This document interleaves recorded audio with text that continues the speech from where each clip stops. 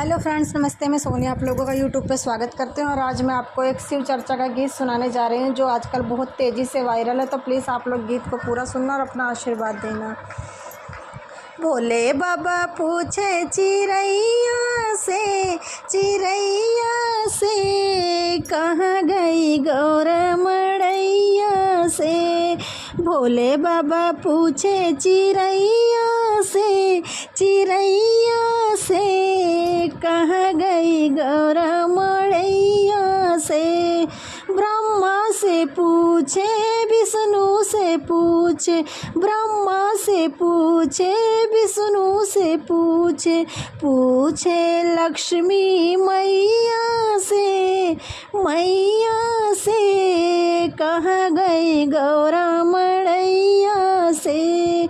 पूछे लक्ष्मी मैया से कहाँ गई गौरा मड़ैया से। भोले बाबा पूछे चिड़ैया से कहाँ गई गौरा मड़ैया से। रामा से पूछे लक्ष्मण से पूछे, रामा जी से पूछे लक्ष्मण से पूछे सीता मैया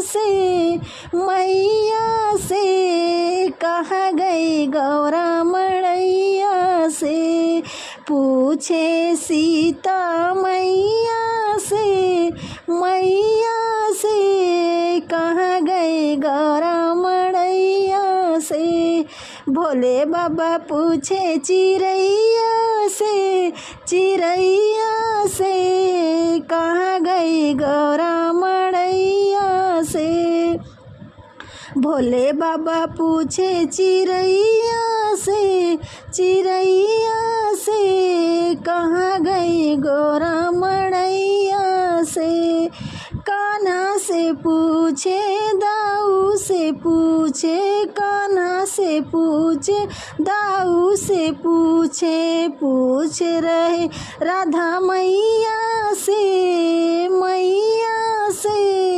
कहाँ गई गौरा मड़ैया से। पूछ रहे राधा मैया से कहाँ गई गौरा मड़ैया से। भोले बाबा पूछे चिड़ैया से कहाँ गई गौरा मड़ैया से।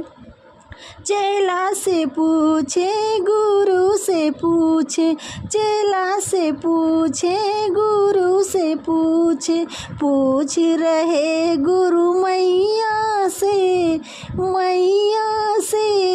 कहाँ गई गौरा मड़ैया से।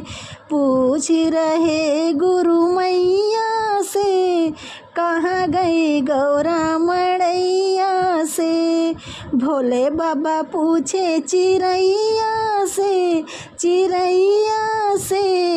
कहाँ गई गौरा